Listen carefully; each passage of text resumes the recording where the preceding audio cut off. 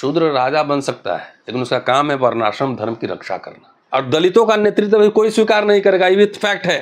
कांशीराम जी उत्तराधिकार देके क्यों गए? बाबा साहब उत्तराधिकार दिए थे। जितने बीजेपी आरएसएस में लोग हैं, पूछो उनका बेटा कितना गया है कांवर में और हिंदू धर्म का रक्षा करने। वोट ले रहे हो तुम, नोट ले रहे हो तुम, और आंदोलन कौन करेगा? हम। IIM IIT SC ST बच्चे छोड़ रहे हैं क्योंकि उनके पास फीस देने के लिए पैसा नहीं है। सारे नेता आरएसएस बीजेपी के पेरोल पर है, या तो कॉर्पोरेट के पेरोल पे है, नहीं तो आरएसएस बीजेपी का काम कर रहा है। जितने दलित नेता हैं, महाराज से इधर तक मैं जानता हूँ। मुख्यमंत्री को हम चुनौती देते हैं और उनके जो हाईकमान है मोहन भागवत को, कि आरएसएस मुख्यालय पे सारे दलितों को बुलाए, जितने जाटव भाई हैं, वाल्मीकि भाई हैं, खटिक भाई हैं, वहाँ पे या तो खुद खाना बना के उनको परोसे, वहाँ खाना खिलाएं, या उनका बनाया हुआ खाना खाएं और गले मिले, तभी तो एक होगा ना।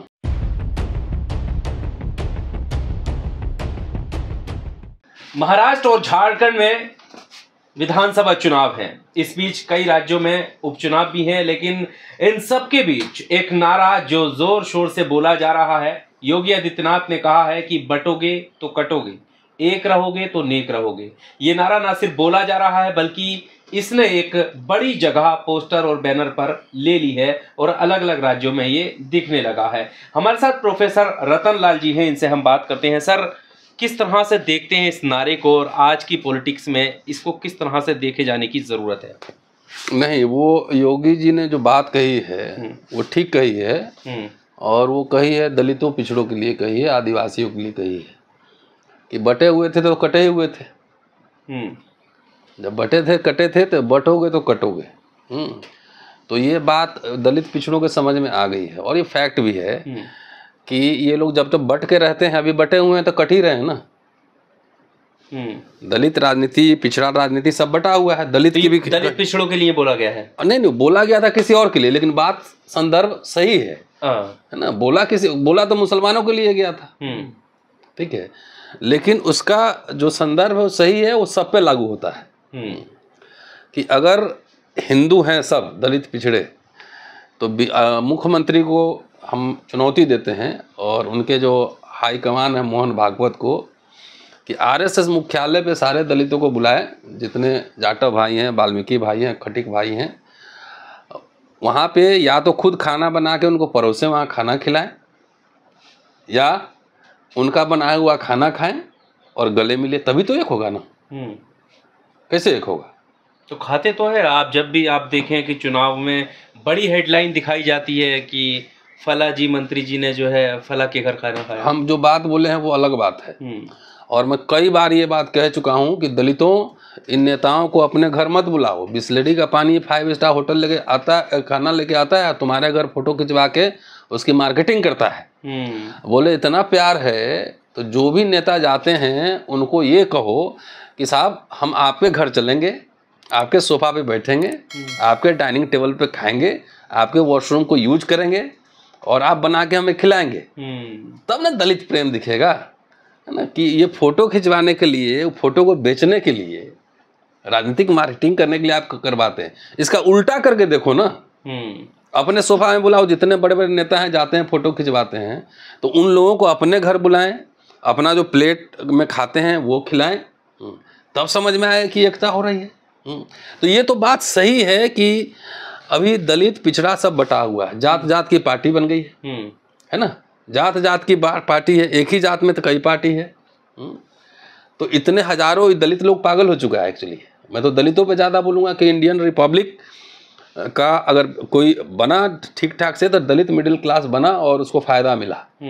और इस सबको नशा चढ़ा दिया है कि हम PM CM बनेंगे, हुक्मरान बनेंगे। इस चक्कर में जो कुछ भी है तो सब ढोल नगारा लेके 2 आदमी मिलके 3 पार्टी बना रहा है, एक अकेले या दोनों मिलके।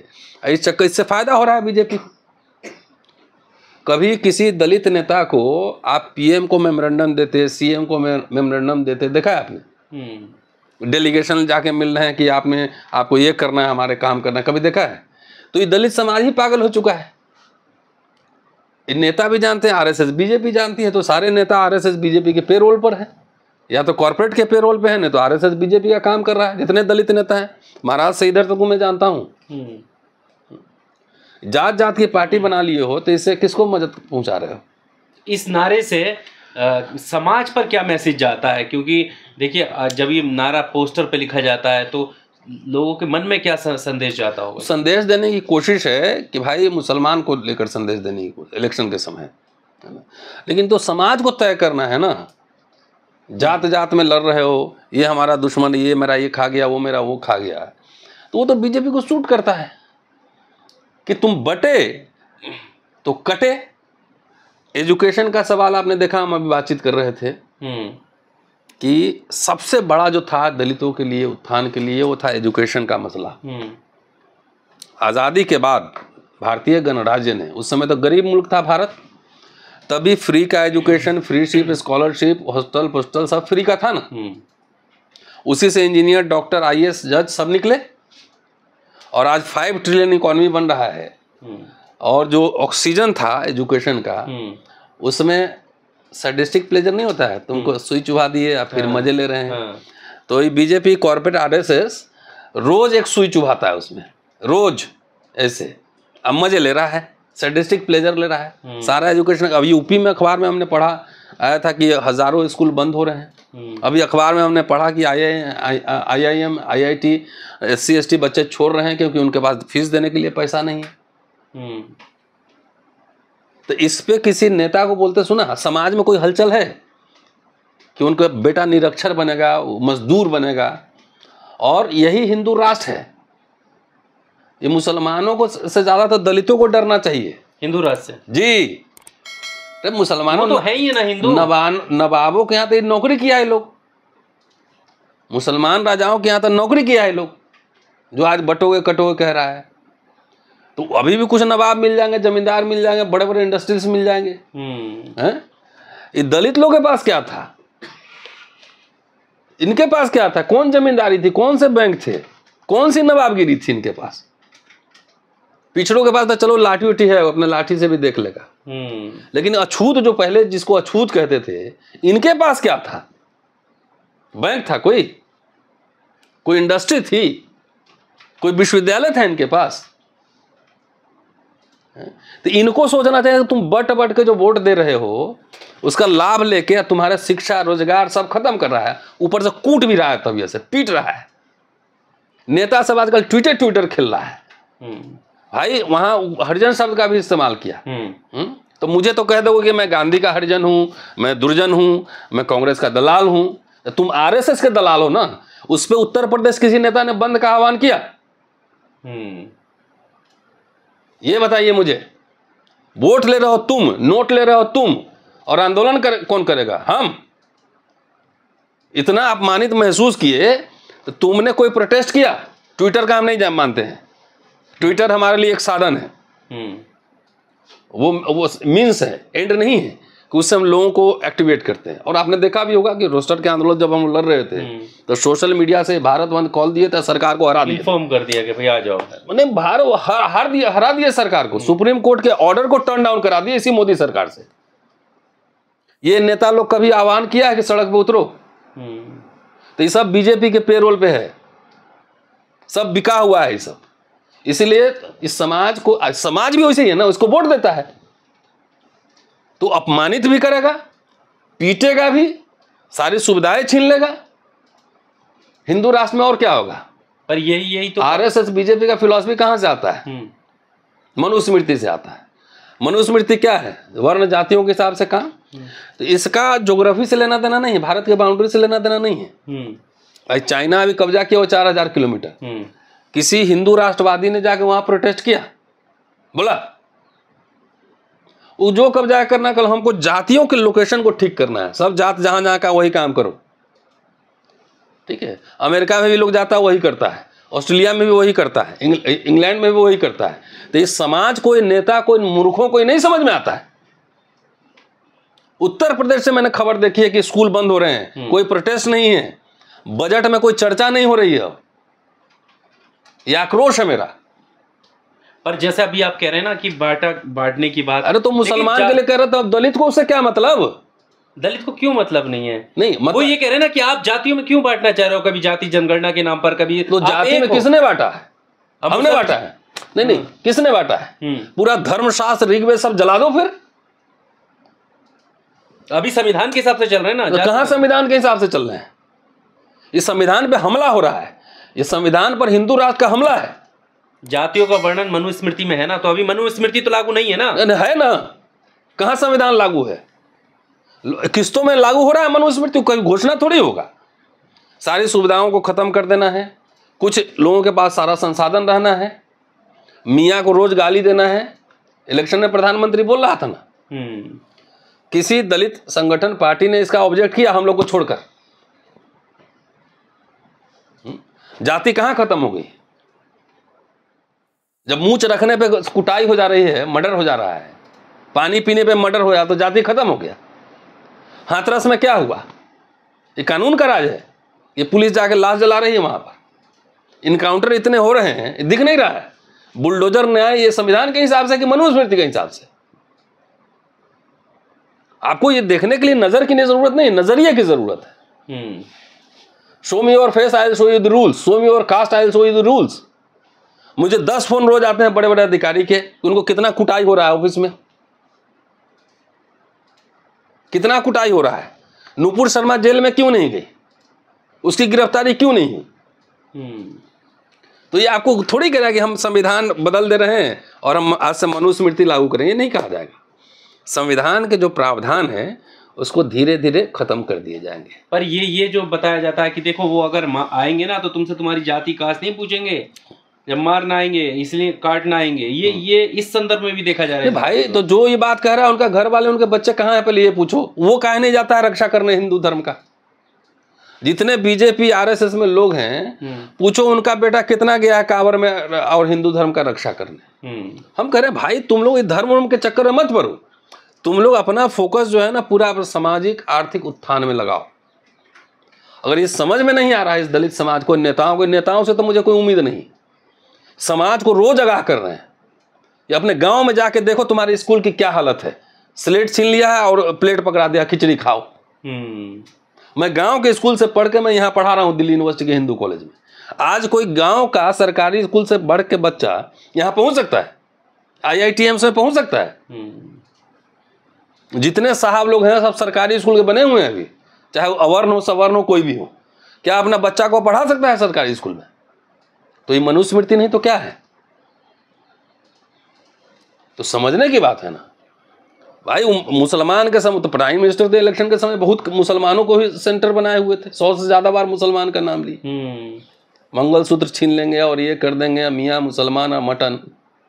तो ये नेता लोग कहाँ हैं? ये समाज कहाँ है कि जो उनके सारे अधिकार खत्म? तो बटे हुए हैं ना, दलित बटा हुआ है उसमें। कोई अब तो सब कैटेगराइजेशन आ गया, तो जो बंटवारा था और बढ़ गया। नौकरी ही नहीं रहेगा, शिक्षा नहीं रहेगा, तुम एक काम करो घंटा लगा बजाते रहना। तो ये हम दलित पिछड़ों के लिए कह रहे हैं कि ये बात कही गई नहीं, इसको आप समझिए। हिंदू मुसलमान झगड़े में नहीं पड़ना है आपको। जिनको धर्म की रक्षा करना है, हिंदुत्व की रक्षा करना है, जाके करें। हमारे स्कूल कॉलेज यूनिवर्सिटी रोजगार सब खत्म हो रहे हैं। सारे नेता बिके हुए हैं बीजेपी से, सारा भी बिका हुआ है। अब पालकी नहीं ढो रहा है जीतन राम मांझी और चिराग पासवान।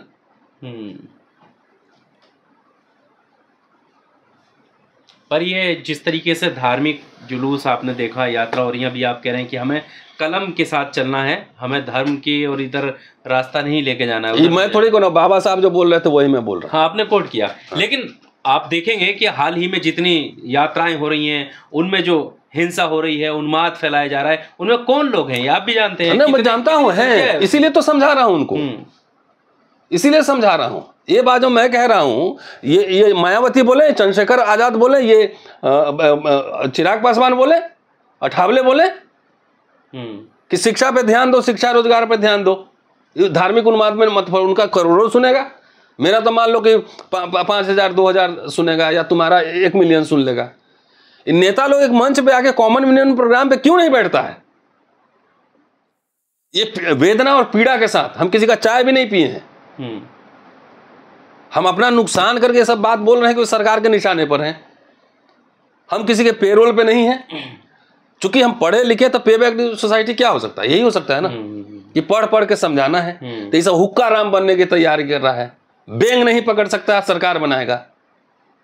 बैंक समझते हो ना, मेढक, बंगाल बिहार में बैंक कहते हैं।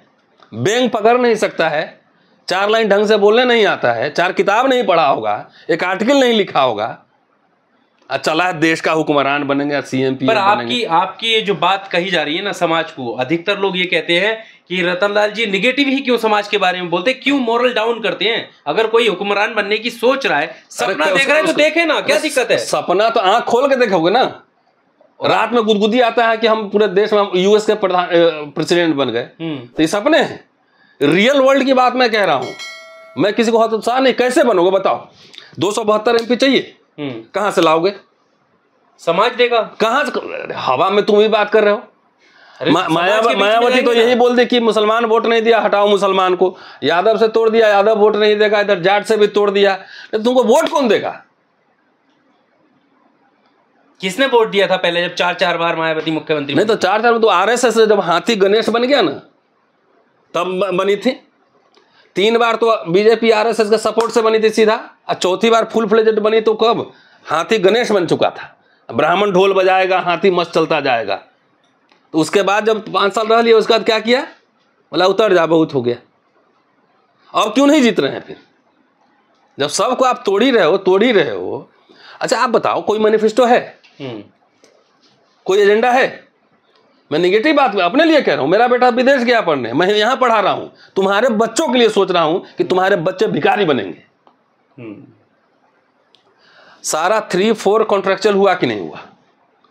चौकीदारी जितने सब हुआ कि नहीं हुआ? 12,000 10,000 पे तुम्हारे बच्चे काम कर रहे हैं। उसकी बात कर रहा हूं, निगेटिव लग रहा है। ख्याली पुलाव लेके हम पीएम सीएम बनेंगे तब ठीक करेंगे, तब तक सब खींच लिया आरएसएस बीजेपी। रियल वर्ल्ड में रहो। बाबा साहब ने कहा था कि हम पीएम बन जाएंगे। इन हुक्का रामों को जो है ना, इनको समाज से लठ पड़नी चाहिए। बाबा साहब वॉज निगोशिएटर, निगोशिएट करते थे अंग्रेजों से भी, कांग्रेस से भी। भाई हमारे समाज के लिए राइट्स प्रोटेक्ट करो। इसमें से कोई अनपढ़ गवार इसको मेमोरेंडम लिखना आता है? किसी को पूछो उससे कि मेमोरेंडम कैसे लिखा जाता है। लाओ ये किताब कहाँ है, दिखाओ, ये दिखाओ किताब। ये अगली किताब मेरी तैयारी चल रही है। इसमें बाबा साहब ने कितने मेमोरेंडम लिखे हैं, क्या क्या लिखे हैं अंग्रेजों को और कांग्रेस को, क्या क्या दिया, सब इसमें इकट्ठा कर रहा हूँ कि इन मूर्खों को कम से कम पता लगे हैं कि मैं कैसे मेमोरेंडम। इतनी मोटी है, 400 पेज की किताब बनेगी। मैनिफेस्टो भी लिखते थे अपने पार्टी का, है? मैं आपको दिखा रहा हूँ, दिखाऊंगा। ये सब पढ़ा लिखा है, नहीं अनपढ़ गवार नेता सब बना हुआ है। कोई अंग्रेजी बोलने वाला दलित नेता है नॉर्थ इंडिया में? महाराष्ट्र से इधर आता है बोलने? अमेरिकन प्रेसिडेंट से डायलॉग करना है, कैसे करोगे, क्या करोगे? तो ये समझने की बात है ना कि हम लोग तो जाते हैं कैबिनेट मिशन को प्रस्तुत ज्ञापन। देखिए बाबा साहब का इसी तरह से बहुत सारे ज्ञापन उन्होंने दिए थे।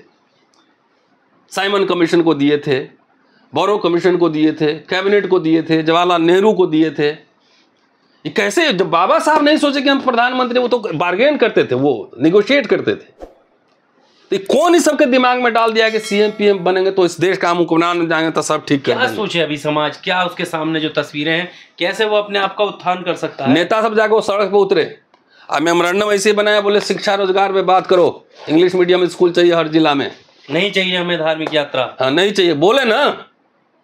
पर अभी तो ये लगता है कि जो धार्मिक यात्रा में शामिल होगा लोग उसके साथ होंगे, वोट ज्यादा मिल जाएगा, ये वाले वोट बैंक। नहीं तो मिल रहा है ना, तो वहाँ एक कौन सुरेश पाल जाटव भी तो आ गया ना, एक प्लेयर आ गया मैदान में। हमें बोलना पड़ेगा। लीडर का काम जो है ना, जैसे समाज चलेगा भेड़ चाल में नहीं चलना है। लीडर का काम होता है कि समाज को रास्ता दिखाए। ये हमारा लीडर से, और लीडर नहीं डीलर है, डील करता है सब। मैं ये बोल रहा हूं ना, ये बात खुल के अपने दलित समाज की आलोचना कर रहा हूं ना, समीक्षा कर रहा हूं ना। तुम लोग दिखा रहे हो कि नहीं देश का हुक्मरान बन जाएंगे, ये बैठा हुआ इधर ही 4 MP जितवा नहीं सकता, देश का हुक्मरान में हवा में उड़ रहे हो। मुसलमान विदेश भाग जाएगा, तुमको उसकी जमींदारी मिल जाएगी, नवाब बन जाओगे। आरएसएस वाला इलेक्शन में कहता है। अरे भाई कहाँ है इसी का, अकील का जो है नवाबी तुम्ही को मिलने वाला है। अरे ससुर, जो नौकरी रोजगार शिक्षा था वो तुमको छीन लिया, और तुमको नवाबी दिखा रहा है। उसी तरह दलित नेताओं में आरएसएस ने ये सब फैला दिया है कि तुम लोग नारा लगाओ, खाली शिक्षा रोजगार में मत बोलना कुछ, बाकी ब्राह्मण को गाली देना, दिन भर गाली दो। तो बहुत सारे संगठन ब्राह्मण को विदेश भेज देंगे तो ये कर देंगे, वो सब आरएसएस बीजेपी वाला इधर वाले, हाँ यही देता है उसको कहने के लिए कि तुम ये बोलो लेकिन शिक्षा में मत बोलना। सबका पता कीजिए कनेक्शन आरएसएस बीजेपी के साथ होगा, समझे? गुदगुदी वाला भाषण। स्कूल खत्म हो गया है, रोजगार नहीं है। अब गांधी योजना जो था मनरेगा, वो भी पता नहीं चल रहा है कि नहीं चल रहा है। चला हुक्मरान बने, हुक्मरान बनने के लिए पहले पूरा एक मिडिल क्लास चाहिए होता है, मिडिल क्लास वो खत्म कर रहा है। समझ गया था ये सब, जितना संघी टाइप के लोग हैं, किसी सरकारी स्कूल से चंदा देने वाला दलित सब निकला है। सरकारी स्कूल पहले ध्वस्त करो, पर उस आप लोग गलत समाज को मत दिखाइए, कैसे बनेगा? ठीक है, कोई मुसलमान जो है पैसा से दलित से कम है कि ज्यादा है, पहले ये बताओ। बराबरी स्थिति है, नहीं डाउन जा रहा है, और कुछ नहीं डाउन जा रहा है ना, इसका मतलब अब था ना। हाँ, अब था। 672 साल शासन किया, किया। दलित का तो मिडिल क्लास नौकरी से ही पैसा है ना, इसके बाद अब बिजनेस भी है, इंडस्ट्री भी, सब कुछ रहा है। तो किसी मुसलमान को बोले हो कि देश का हम हुक्मरान बनेंगे, बोलते सुने हो? नहीं। वो तो कहीं डिप्टी सीएम भी नहीं है। हुक्काराम बनने के चक्कर में एक भी दलित सीएम नहीं है, ट्राइबल अभी भी है, कई एक भी है देश में कोई दलित सीएम। तो मुसलमान जो कि संख्या में भी है, अब मुसलमानों का तो इंटरनेशनल सपोर्ट सिस्टम भी है ना, मान लो थ्योरेटिकल, दुनिया भर में मुस्लिम कंट्रीज हैं, सब कुछ है। उसने कोई दावा नहीं किया। तो ये 15% पॉपुलेशन वो भी विखंडित है क्या? सारे शेड्यूल कास्ट, वो तो किसी जमाने में नहीं दिया कि सबको वोट। सारे ब्राह्मण आरएसएस बीजेपी तो नहीं है, उसमें कुछ लेफ्टिस्ट भी हैं। उसी तरह ये समाज भी बटा हुआ है। तो किस आधार पे ये सब चाल है? जो रूलिंग पार्टी है ना, तुम लोग ये गुदगुदी वाला भाषण करते रहता तो हम नौकरी शिक्षा खत्म कर देते, इसमें खाली मत बोलना। और हमारा समाज भी भांग पी लिया है, उसको ये बात नहीं समझ में आ रही है। अरे पूरे जीवन में 8,000 रुपया मैंने फीस दिए होंगे, एक क्लास से लेके और पीएचडी तक, उतना पढ़ लिया 8,000 में पूरे जीवन में। किसी ने ये सवाल उठाया कि जितने प्राइवेट स्कूल बन रहे हैं उसमें SC ST का आरक्षण लागू करो, नहीं तो चलने नहीं देंगे सरकार। बोला जो रिजर्वेशन है उसी को हटाने की मांग की जाती है, वो आप वो नया रिजर्वेशन। नेता सब ना बोले, हम तो बोले हमको गाली देता है। तो इन मूर्खों को कुछ नहीं, खत्म होने दो, ये सब खत्म होगा। वो निशाना मुसलमान नहीं है, सुन लो बात। कौन है फिर निशाना? दलित है पहला। ये तो जोड़ने की बात हो रही है, एक हो जाओ। एक हो जाओ कैसे? वही तो बोले कि अपने घर बुला के जरा शोभा में तो बैठा लो। हाँ, तो ये किसके लिए हो जाओ? खतरा कौन, खतरे में कौन है? भाई जब हमारे नेता लोग काम नहीं किया, बाबा साहब बौद्ध धर्म अपना लिए थे, वो भारतीय बौद्ध महासभा भी बनाए थे, वो संस्थाएं बनाए थे, है ना, पीपल्स एजुकेशन सोसाइटी के एजुकेट करेंगे। ये लोग कोई आंदोलन, कल्चरल आंदोलन करते देखे? खाली पॉलिटिकल सेटिंग में रहता है। तो जब आप किसी को आस्था नहीं पहुंचाएंगे, नहीं मनवा, तो विकल्प तो ढूंढेगा ना आदमी। तो आरएसएस जाके हर जगह शिव कथा और सब कुछ कर रहा है तो अच्छा है, वो हिंदुआइजेशन कर रहा है, वो सफल है। ट्राइबल एरिया में भी जाके देखिए, वहां भी सफल। लेकिन हिंदू बन जाओ बेटा, दंगा करने के लिए हिंदू बन जाओ, अब बाकी काम के लिए जो है ना दिहाड़ी पे रखेंगे तुम। समाज को ये पता नहीं चलता, जैसे अभी योगी जी कह रहे हैं हरिजन शब्द का उन्होंने इस्तेमाल किया। तो हरिजन शब्द किसी जिसको भाई आपत्तिजनक है तो जाके मुख्यमंत्री के यहाँ घेराव किए थे, माफी मंगवाए थे, कहाँ बोला? कोई नहीं बोला। फिर ट्विटर खेल रहे हैं। तो नेता भी वैसे, जैसा समाज वैसा नेता है, जैसा नेता वैसा समाज है, उसको स्वाभिमानी नहीं है।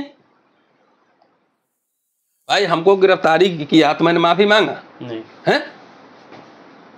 सब हुक्का राम, खास तौर से ये वाला जहाँ बैठा हुआ है, हुक्मरान, एक सड़क में निकल नहीं सकते हो, जेल जाने से डर लगता है, आंदोलन प्रोटेस्ट करने से डर लगता है। क्या बकवास कर रहे हो? समाज को बेच दिया पूरा, और समाज बिकने के लिए भी तैयार है। मैं तो 10 साल वेट कीजिए ना, मैं भी वेट ही कर रहा हूँ। तो अभी लीडर का वेट करें भाई कहाँ से आएगा, किसके पास? अरे इतिहास पैदा कर देगा लीडर। 40 साल लगते हैं एक आंदोलन बनने में। आज दिल्ली यूनिवर्सिटी में एडहॉक पढ़ाता था पहले, तो उसको पूरा तनख्वाह मिलता था 1.25 लाख, अब गेस्ट कर दिया है 40 से 45 हज़ार महीना में। ब्राह्मण भी 40 हज़ार में पढ़ा रहा है। तो उनका हालत, उसमें रिजर्वेशन भी कहीं है कहीं नहीं है। तो इनको कौन पढ़ाने के लिए देगा, पूछो। तो हवा में ही समाज है, इसको रहने दीजिए। और आप लोग गलत मत दिखाइए कि हुक्का राम देश पे एकदम बहुजन एकता, कहीं कोई बहुजन उजन नहीं है, कोई बहुजन नहीं है। सब जात जात की पार्टी, ओम प्रकाश राजभर अलग है, बहुजन 85 15, अरे सब नारे हैं, कहाँ है बताओ ना, कहाँ है? बहुजन थे यहाँ जाटव वाल्मीकि बटा हुआ है। ये पॉलिटिकल टर्मिनोलॉजी था, एक बार हल्ला करके जाति जाति को जोड़ के सबके राजनीति का चस्का लगा दिए। और उसके बाद तो काशीराम जी की जो थ्योरी है वो गलत साबित होगी आपके हिसाब से? हो गई ना, मैं थोड़ी कह रहा हूं, सामने दिख रहा है ना, मैं थोड़ी कह रहा हूं। बीएसपी से टूट कितनी पार्टी बन गई, कहां है पार्टी? अब तो कहीं एक सीट भी नहीं जीत पा रहा है। क्यों बटी? काशीराम जी उत्तराधिकार देके क्यों गए? बाबा साहब उत्तराधिकार दिए थे। ये तो एबिलिटी लीडरशिप पैदा करना होता है, जो काबिल लोग होते हुए आगे फ्रंट तो संभालते हैं। उनके विचार नीचे तक नहीं गए तो इसमें काशीराम की गलती थोड़ी है। उन्होंने तो सोशल इंजीनियरिंग की ना, एकजुट कर दिया, सबको दिखा भी दिया, पॉलिटिकल सरकार में भी ला दिया। मेरी बात आप नहीं समझे। पहले मुलायम सिंह यादव के साथ मिलकर सरकार बनी, वो पॉलिटिकल अलायंस था बहुजनों के बीच, जातियों का अलायंस था, political alliance, that was not cultural alliance. और दलितों का नेतृत्व भी कोई स्वीकार नहीं करेगा, ये भी फैक्ट है। वो जो 5 साल की बात कर रहे हैं ना, वो पॉलिटिकल स्ट्रेटजी था। मतलब नेतृत्व कोई स्वीकार नहीं करेगा। कोई कौन करेगा? बैकवर्ड दलित का नेतृत्व स्वीकार करेगा? तो बहुजन किस बात का? ये पॉलिटिकल जार्गन था, सबको राजनीति का चस्का लगा दिए। उसका जब देखे कि सब गड़बड़ होने लगा तो काशीराम जी के बाद जात जात की पार्टी बन गई। भाई क्या नाम है, अनुप्रिया पटेल, उसके फादर भी बसपा में, तो वो अलग पार्टी बन गई। ओबीसी समाज के लोग नहीं मानेंगे कि मायावती उनकी। अब तो दलित भी नहीं मान रहा है ना, दलित में भी जात जात कहता है कि वो जाटवों की पार्टी है। खटीक कहाँ वोट दे रहा है, वाल्मीकि कहाँ वोट दे रहा है, किस पार्टी को दे रहा है, ये भी तो असेस करना होगा ना भाई। आंकड़े CSD क्या आ रहे हैं कि दलित में से मेजर सेक्शन बीजेपी को जा रहा है।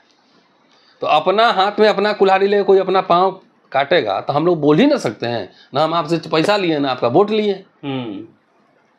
वोट की अभी जरूरत नहीं है। जिस दिन फंड इकट्ठा करेंगे तो पूरे देश में आंदोलन खड़ा करेंगे, वैकल्पिक आंदोलन। इन नेताओं को हटो और समाज को रोड पे लाओ। नौकरी नहीं मिलेगी FIR होने से, तो अब कहां मिल रही है? कहां मिल रही बताओ? पूरा समाज को इस तरीके से कर दिया हद तक कि पूरे इसके राइट्स रोज खत्म हो रहे हैं। सुनने के लिए तैयार। पर इससे ज्यादा आजादी तो फिर बीजेपी में है। उनके यहाँ वो बताते हैं कि देखो कोई कहीं से भी कार्यकर्ता उठ के हम मुख्यमंत्री बनाते हैं, सब स्वीकार कर लेते हैं। इसीलिए भाई शूद्र राजा बन सकता है, लेकिन उसका काम है वर्णाश्रम धर्म की रक्षा करना। मेरी बात समझ गए? समझ गया। बस इतना इशारा काफी है। इस तभी तो बीजेपी जीत रही है ना। सभी जातियों का देखिए, हरियाणा में कैसे सोशल इक्वेशन बनाया ना। तो करेंगे शूद्र तुम राजा बन जाओ, लेकिन मैं पुरोहित हूं, मैं पुरोहित हूं, तुम्हारा काम होगा वर्णाश्रम धर्म की रक्षा करना। यही है मामला। इतिहास का छात्र हूं मैं, इतिहास का छात्र हूं। शूद्र बहुत राजा हुए, लेकिन वर्णाश्रम धर्म बना रहा। मुगल काल में जो है क्यों नहीं खत्म हो गया? सब मिल गया इस काल में। जितने सुल्तान राजा और जितने हमारे अपर कास्ट एलिट थे सब मिले हुए थे। कहाँ खत्म हुआ? 690-92 साल मुसलमानों का शासन रहा है देश में, खत्म हुआ? ये बात है बेटा, मुगल साहब आप राजा बनो, वर्णाश्रम धर्म को मत छेड़ना, बाकी हम तुमको मान लेंगे। ये हमारा ऐसे ही चलने दो। हाँ, तो शूद्र को भी बना देगा। ये जाटव बैठा हो इसको भी CM बना देगा, बोला कि तुम खाली ये मत करना है, वर्णाश्रम चलने देना।